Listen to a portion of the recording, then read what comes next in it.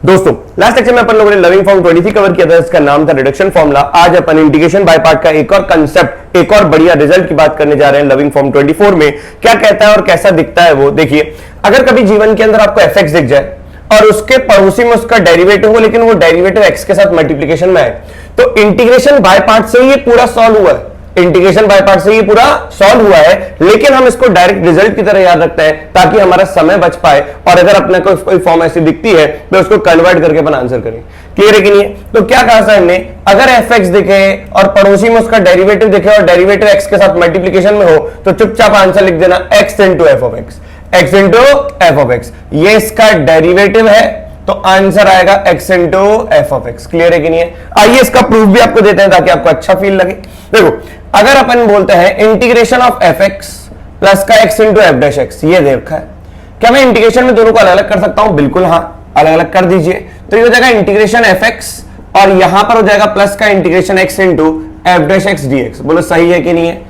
यहां पर देखो, इसको बिल्कुल छेड़ना मत। ऐसे क्वेश्चन अपन ने इंटीग्रेशन बाय पार्ट के पहले भी किए हैं, पहले वाले लेक्चर्स में, जिसमें अपन ने अगर दो टर्म दिखते थे तो एक टर्म को साइड में रखते थे और दूसरे वाले फंक्शन पर इंटीग्रेशन बाय पार्ट लगाते थे और कहीं ना कहीं ये वो बन जाता था। बोलो सही कि नहीं? तो यहां पर अगर मैं यहां पर डेरिवेटिव लिखा हुआ है तो मैं इसको फर्स्ट फंक्शन मानता हूं, क्योंकि फर्स्ट फंक्शन का ही डेरिवेटिव होता है विद्यार्थियों। तो भैया सेकंड फंक्शन कौन हो जाएगा? सेकंड फंक्शन हो जाएगा वन। आइए देखें, अब अगर मैं इस पे इंटीग्रेशन बाय पार्ट लगाता हूं तो देखिए, पहले फंक्शन को छोड़ा, दूसरे का इंटीग्रेशन x माइनस का इंटीग्रेशन पहले का डेरिवेटिव एफ डैश एक्स और दूसरे का इंटीग्रेशन क्या हो जाएगा x, और ये आ जाएगा dx और प्लस का integration x into F dash x dx। Is the point clear है बड़ी? ये हो जाएगा प्लस का, ये हो जाएगा माइनस का, तो आपका आंसर आएगा x into F of x plus का c। Is the point clear बड़ी? तो ये आ गया आंसर। अब अगर हमारे पास कोई भी ऐसा फॉर्म आएगा या हम अगर ऐसे फॉर्म में कन्वर्ट कर सकते हैं तो सीधा अपन आंसर लेके आएंगे। क्लियर है कि नहीं है? लेकिन ऑब्जर्वेशन होनी चाहिए, देखने में आना चाहिए। आइए पहले क्वेश्चन की बात करें। पहले क्वेश्चन में लिखा हुआ है इंटीग्रेशन x अपॉन 1 प्लस के cos ऑफ x को मैं अलग करता हूं और यहां पर मैं अलग कर देता हूं sin x अपॉन 1 प्लस के cos ऑफ x को। देखिए, हाफ एंगल फॉर्मूले में कन्वर्ट करिए तो कुछ अच्छा महसूस होगा, क्योंकि ये भी आप 11th क्लास के ट्रिग्नोमेट्री में ये वाला पार्ट सॉल्व कर चुके हैं। अगर आप sin x को हाफ एंगल में लिखेंगे 2 sin x by 2 cos x by 2 लिखा जाएगा, और नीचे अगर 1 प्लस cos x को देखेंगे it can be written as cos square x by 2। बोलो सही है? तो यहां पर 2 से 2 कैंसिल आउट हो जाएगा, एक cos x by 2 से एक cos x by 2 चला जाएगा, तो यहां पर बनेगा tan x by 2। बोलो विद्यार्थियों, बोलो क्या बात समझ में आई? और यहां पर लिखा हुआ है x अलग, ये लिखा हुआ है 2, इसको लिख देते हैं cos स्क्वायर x by 2। ये फॉर्मूला लगाया। देखो, ये अगर tan x by 2 है तो ये 1 by 2 into sec square x by 2 ये आया, और इंटू में x है प्लस का। अरे अगर ये फंक्शन है fx तो विद्यार्थियों इसका डेरिवेटिव करके देखो, ये क्या लिखा हुआ है? f dash x। तो ये fx हो गया, ये x हो गया, f डैश x हो गया। इसको अब इंटीग्रेट करने की जरूरत नहीं है, तो मैनिपुलेशन कर लिया।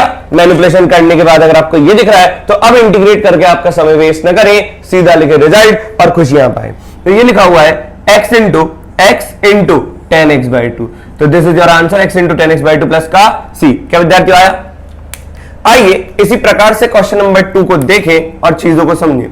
क्वेश्चन नंबर 2 में दे रखा है integration 1 upon ln of x into में ln of ln x into में ln of ln x plus का ये लिखा हुआ है ln ऑफ ln x। आया कि नहीं आया? तो ये आपका आंसर आ गया dx। अब देखो, इसमें एक ही काम आपको करना है। अगर मैं इस वाले पार्ट का डेरिवेटिव देखूंगा तो ln ऑफ ln x, बस इसका डिफरेंशिएशन करते ही आपका आंसर आ जाएगा। इसका डेरिवेटिव देखो तो ln लफड़े का डेरिवेटिव होता है 1 अपॉन लफड़ा ln of ln x। Clear है कि नहीं है? इस लफड़े का डेरिवेटिव होता है 1 अपॉन अंदर वाला लफड़ा, और इस अंदर वाले लफड़े का डेरिवेटिव हो जाएगा 1 अपॉन x। तो क्या इसके डेरिवेटिव में इतना पार्ट तो दिख गया? क्या नहीं दिखा? x नहीं दिखा, तो x से मल्टीप्लाई किया और x से डिवाइड किया। तो न्यूमरेटर डिनोमिनेटर में दोनों जगह अगर आप मल्टीप्लाई भी करो तो भी चलेगा। यहां मल्टीप्लाई किया, यहां पे डिवाइड किया। तो आइए देखें, तो ये है अगर आपका fx, तो ये 1 के साथ पूरा पड़ोसी बन जाएगा क्या? f डैश x, और ये हो गया x into F dash X plus का fx। तो आपका आंसर आएगा x into F of x plus का c। ये हो जाएगा x into F of x की जगह आएगा ln of ln x plus का c। Is the point clear to everybody? क्या विद्यार्थी बात सबको समझ में आ गई? आइए question number 1 complete, question number 2 complete. आइए क्वेश्चन नंबर 3 पर नजर डालें। नजर डालते आपको ऐसा लगेगा कि सर क्यों ना अपन x sin x का अपन डिफरेंशिएशन करके देखें। इस क्वेश्चन को चालू करने से पहले विद्यार्थियों x की पावर sin x का आप डिफरेंशिएशन करें। उससे भी पहले आप देखिए बेस और पावर दोनों वेरिएबल है, तो डिफरेंशिएशन चैप्टर के अंदर आपने बेस जो वेरिएबल में है और पावर जो भी वेरिएबल में है इसका डिफरेंशिएशन आपने किया था और इसका डायरेक्ट फॉर्मूला याद किया था, बेस के ऊपर पावर और फिर था यहां पर पावर इंटू बेस का डेरिवेटिव अपॉन बेस और प्लस का ln बेस इंटू पावर का डेरिवेटिव, हाँ या ना। आइए एक बार इसका डेरिवेटिव करें। तो ये लिखा हुआ है x की पावर sin x और फिर अंदर लिखा हुआ है sin x जो कि पावर है sin x, और ये लिखा हुआ है भैया बेस का डेरिवेटिव कितना हो जाएगा 1 अपॉन बेस और प्लस का ln बेस और फिर उस पावर का डेरिवेटिव, तो cos x हो जाएगा। क्या विद्यार्थी बात समझ में आएंगी नहीं आई? अब इस बात को देखें कि यहां पर इतना पार्ट तो मेरे को दिख रहा है, पहले काम करते हैं अपन बचे हुए पार्ट को रब कर देते हैं। क्या इस वाले पार्ट को अपन रब कर दें? ये नीचे वाला इसका डेरिवेटिव लिखा हुआ है, बिल्कुल ध्यान से देखिए कि यहां पर अगर मैं इसको इसके साथ मल्टीप्लाई करूं और इसको एक टर्म में रखता हूं, अभी क्लियर है कि नहीं है? इसको अपन एक टर्म में रखते हैं ये वाला, और इसको इसके साथ मल्टीप्लाई करूंगा, इसको इसके साथ मल्टीप्लाई करूंगा तो x की पावर sin x दिखा और प्लस का x की पावर sin x दिखा और यहां पर हो जाएगा x cos of ln x plus का sin ऑफ x। क्लियर हुआ कि नहीं हुआ? बिल्कुल ध्यान से सुनिए। यहां पर अगर मैं x कॉमन ले लेता हूं तो ये हो जाएगा x की power sin of x plus का x की power sin of x into में x और ये हो जाएगा cos of ln x plus का sin x by x। Clear है कि नहीं है? तो ये देखो, ये अगर फंक्शन है fx तो विद्यार्थियों ये बचा हुआ पार्ट क्या हो जाएगा f डैश x और ये है बढ़िया से x, तो fx प्लस का x into F dash x और कुछ नहीं x into F of x plus का c ही होगा। बोलो विद्यार्थी बात समझ में आ रही है कि नहीं आ रही? तो ये अपन ने टिक कर दिया। Is the point clear to everybody? आइए अब देखो ये 3 क्वेश्चन मेरे ख्याल से आप लोगों को समझ में आ गए होंगे। आइए क्वेश्चन नंबर 4 और क्वेश्चन नंबर 3 थोड़ा अलग है, इसमें सिर्फ ऑब्जर्वेशन की जरूरत है। क्वेश्चन नंबर 5 जो अपन ने लास्ट क्लास में किया था वही है, क्लियर है कि नहीं है? आइए लास्ट लेक्चर में जो अपन ने सीखा था वही पूरा का पूरा आपको दे रखा है। आइए देखें इसको। क्वेश्चन नंबर 4 को अगर आप ध्यान से देखेंगे तो ये लिखा हुआ है x माइनस का रूट ओवर 1 माइनस का X square into sine inverse of x whole divided by, ये लिखा हुआ है X square into root over 1 minus का एक्स स्क्वायर और ये लिखा हुआ है dx। आइए देखें इस चीज को ध्यान से। अगर मैं इसको सेपरेट करूंगा तो ये हो जाएगा 1 upon X into root over 1 minus का एक्स स्क्वायर और यहां पर हो जाएगा माइनस का, ये हो जाएगा sine inverse of x divided by X square into root over 1 minus का एक्स स्क्वायर।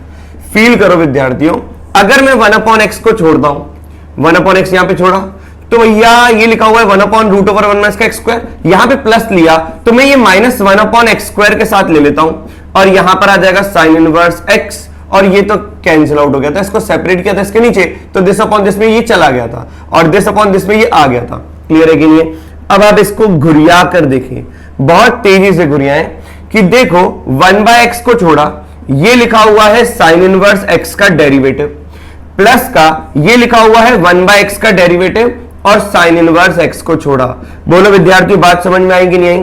देखो पहले को छोड़ा दूसरे का डेरिवेटिव प्लस दूसरे को छोड़ा पहले का डेरिवेटिव, दूसरे को छोड़ा पहले का डेरिवेटिव, पहला छोड़ा दूसरे का डेरिवेटिव, दूसरे को छोड़ा पहले का डेरिवेटिव। तो भैया ये तो प्रोडक्ट रूल बन गया डिफरेंशिएशन का, तो ये हो जाएगा d of 1 by X into sine inverse of x। Clear है कि नहीं है? तो ये हो जाएगा 1 by X into sine inverse of x plus का c। Is the whole point clear to everybody? क्या विद्यार्थी बात सबको समझ में आई कि नहीं आई? आइए अगर आपको क्वेश्चन नंबर 1 2 3 4 समझ में आया तो आइए लास्ट लेक्चर के ऊपर आपके सामने क्वेश्चन रखा गया है उसको अपन देखें। सबसे पहले ये ऑब्जर्व करो कि dx के साथ आपको क्या दिख रहा है। dx के साथ मैं अगर यहां पर cosec स्क्वायर x में एक cosec x अलग कर दूं और एक cosec x के नीचे रख दूं तो वो cosec x नीचे जाके sin x बन जाएगा और होल डिवाइडेड में लिखा हुआ है 1 माइनस का cosec x की पावर 1/2 और लिखा हुआ है 1 माइनस का 2 cosec x की power 3/2। Is the point clear to everybody? cos by sine हो जाएगा और कुछ नहीं cot x। बस अब आपको समझ में आ गया होगा कि सर cosec x को अपने को t मानना है तो अगर आपको समझ में आ गया तो देरी ना करें, इसको टी माने। तो जैसे अपन इसको टी मानते हैं, ध्यान से सुनिए विद्यार्थियों, जैसे अपन इसको टी मानते हैं, cosec x को टी माना तो माइनस का cosec x cot of x dx dt में चला गया, तो ये हो जाएगा इंटीग्रेशन माइनस का dt डिवाइडेड बाय 1 माइनस का t की पावर 1/2 और ये हो जाएगा 1 माइनस का 2t की power 3/2। Is the whole point clear to everybody? अब देखो बिल्कुल ध्यान से, लास्ट लेक्चर में अपन लोगों ने पढ़ा था ऐसी फॉर्म कि अगर dx divided by x minus a की पावर m और यहां पर x माइनस b की पावर n आ जाए तो घबराने की आवश्यकता नहीं है, आराम से क्वेश्चन सॉल्व हो जाएगा। क्लियर है कि नहीं? क्योंकि m प्लस n यहां पर देखोगे 2 है। क्लियर है? 3/2 प्लस का 1/2 2। तो अगर अपन इसको सॉल्व करने की कोशिश करें तो आराम से सॉल्व हो जाएगा। पहली बात तो ये समझिए कि इंटीग्रेशन लिखा हुआ है dt, बाहर माइनस ले लीजिए, ये है 1 माइनस का 2t की पावर 3/2।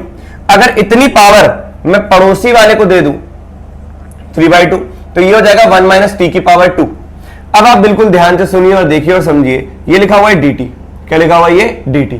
अच्छा, उससे भी पहले मेरे मन में आ रहा है कि अगर मैं ये 2 बाहर ले लूं तो ये 1/2 हो जाएगा और वो बाहर आकर कितना हो जाएगा? ये 2 बाहर लिया तो 1/2√2 हो जाएगा। क्लियर है कि नहीं? ताकि कोएफिशिएंट मैच करा लेते हैं, दिक्कत नहीं आएगी।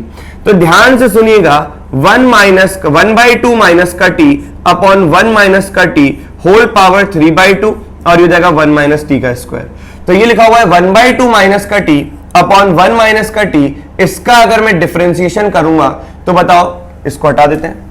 तो यहां पर आपको दिखने की कोशिश करेगा नीचे वाले का स्क्वायर, नीचे वाले को छोड़ा, ऊपर वाले का डेरिवेटिव हो जाएगा -1, माइनस का ऊपर वाले को छोड़ा, नीचे वाले का डेरिवेटिव हो जाएगा -1। क्लियर है कि नहीं है? तो ये हो जाएगा आपका 1 minus T the whole square, -1 plus का t और ये हो जाएगा प्लस का 1/2 और माइनस का t। ये भाई साहब कैंसिल आउट हो गए, तो ये हो जाएगा माइनस का 1/2 upon 1 minus T the whole square. बात समझ में आई कि नहीं आई? अब आप बिल्कुल ध्यान से देखिए, ये लिखा हुआ है माइनस इंटीग्रेशन dt। अगर आपने इसको थोड़ी सी देर के लिए इसको आप z मान लीजिए, अगर मैं इसको z मानता हूं तो ये हो जाएगा z की पावर 3/2 और आपको दिखेगा माइनस का 1/2 दिस, ये पूरा का पूरा dt के साथ माइनस का dz प्लस का dz में जाएगा, तो ये हो जाएगा माइनस का 1/2 या यूं कह दो 1/1 माइनस का t the whole square dt is equals to, ये आ गया आपका माइनस का 2dz। तो यहां पर मैं लिख देता हूं माइनस का 2dz, माइनस माइनस प्लस हो जाएगा तो ये आ गया 2 इंटीग्रेशन z की पावर माइनस का 3/2 dz, तो हो जाएगा 2z की पावर माइनस का 1/2 अपॉन माइनस का 1/2, तो हो जाएगा माइनस का 4 अपॉन रूट ओवर z, तो हो जाएगा माइनस का 4 अपॉन में रूट ओवर। अब z की जगह वापस से अपन क्या लिखेंगे? ये पूरा 1/2 माइनस टी अपॉन 1 माइनस का टी। ऑलरेडी आप अगर यहां पे देखोगे तो 1/2√2 चल रहा था, 1/2√2 चल रहा था, 1/2√2 चल रहा था, तो यहां पर भी 1/2√2 चल रहा था, तो यहां पर भी 2√2 चल रहा था, तो ये कैंसिल आउट हो जाएगा, तो ये बचेगा कितना? केवल और केवल √2। क्लियर है कि नहीं है? बस यहां पर t की जगह वापस से cosec x लिख दें तो हो जाएगा माइनस का √2 रूट ओवर 1 माइनस का cosec x upon root over, ये हो जाएगा आपका 1/2 माइनस का cosec ऑफ x प्लस का c। So this is your final answer of the question this. तो ये आज का एक छोटा सा लेक्चर जिसमें आपको लविंग फॉर्म 24 के बारे में सिखाया, और बिल्कुल ध्यान दीजिए इंटीग्रेशन बाय पार्ट पूरा लगाने की आवश्यकता नहीं है। अगर आपको ऐसी फॉर्मेशन दिख रही है तो सीधा रिजल्ट लगाए, विद्यार्थियों आंसर चुटकियों में आएगा, लेकिन चुटकी बाद में बजाए पहले क्वेश्चन सॉल्व करें। क्लियर है कि नहीं है? मिलते हैं नेक्स्ट लेक्चर में।